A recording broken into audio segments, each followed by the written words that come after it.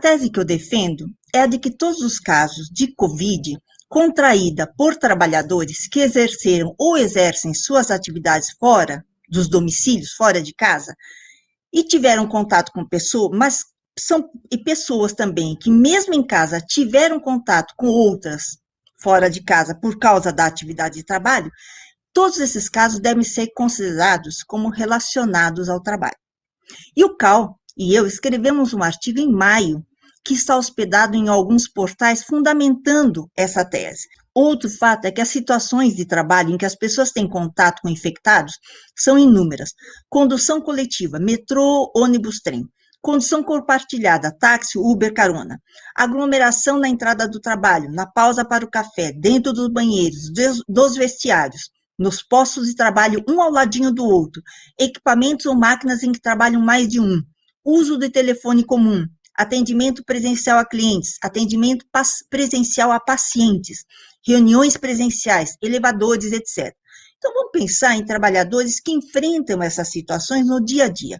São profissionais de saúde, de atenção primária da saúde, ambulatórios, hospitais, vigilância, trabalhadores de segurança pública e privada, trabalhadores de transporte coletivo, como eu falei, metroviários, motoristas, cobradores, fiscais, pessoal de rádio e TV, operadores de câmera, jornalistas, narradores de futebol, acabou de ter um surto agora, atores e atrizes, pessoal de som, luz, cenário, etc., trabalhadores de funerárias, cemitérios, babás, cuidadoras, empregadas domésticas, motoristas particulares, professores presenciais, teleoperadores, trabalhadores de limpeza, bancários, trabalhadores de frigoríficos, vendedores de lojas, ambulantes, de bares, padarias, supermercado, construção civil, petroleiros, mergulhadores nas plataformas de petróleo, entregadores, pessoas que fazem bijuteria e costura em casa com pessoas externas ou têm contato com pessoas que pegam os produtos.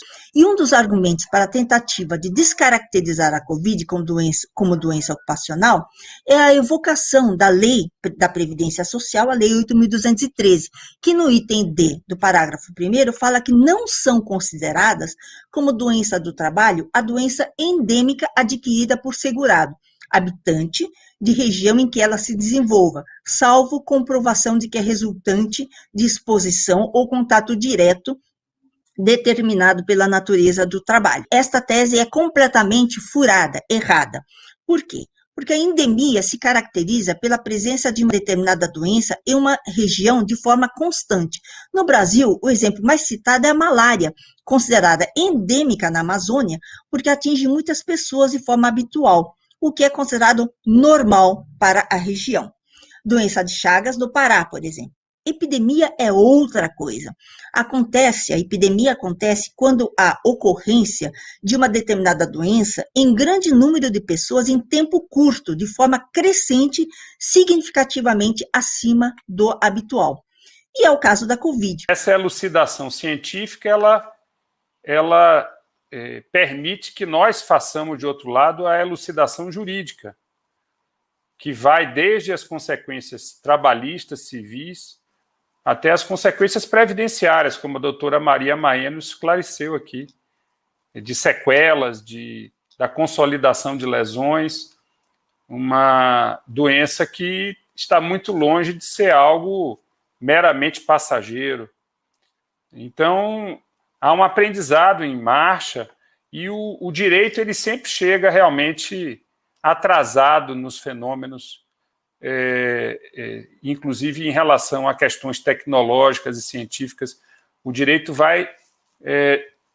chega no sentido de tentar compor e enquadrar isso a partir do ordenamento jurídico existente ou a partir de novas normas ou de novas decisões judiciárias. No ir e vir do trabalho, a chance é muito grande de você se contaminar. Nós temos, então, dois grandes grupos de trabalhadores que têm notificação oficial. São os trabalhadores das empresas privadas e das empresas públicas. Das empresas privadas, então, a ferramenta é a mesmíssima, é a CAT, os municipários de Florianópolis, o Sintrazen, então você comunica o RH e você tem até uma ferramenta para abrir isso na internet também, assim como o pessoal do Judiciário também, comunica o RH, né, o Judiciário Federal, que a gente pesquisou.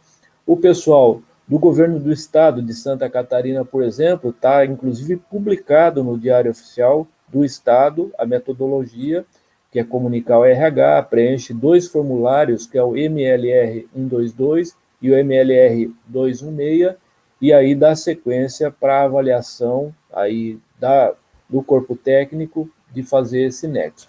Enfim, de uma maneira muito resumida, na realidade, o que precisa ser feito é que os sindicatos, os trabalhadores, através dos seus sindicatos, coloquem essa possibilidade, então, da notificação.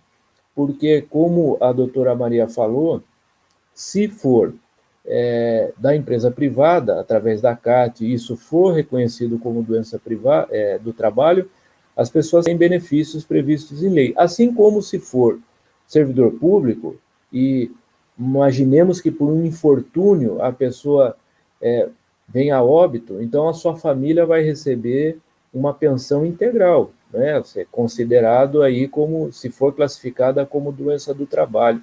Assim como se ela ficar com sequela e incapaz, né, nesse pequeno número que a gente espera que sejam dessas pessoas, mas ela vai receber também o seu salário de maneira integral.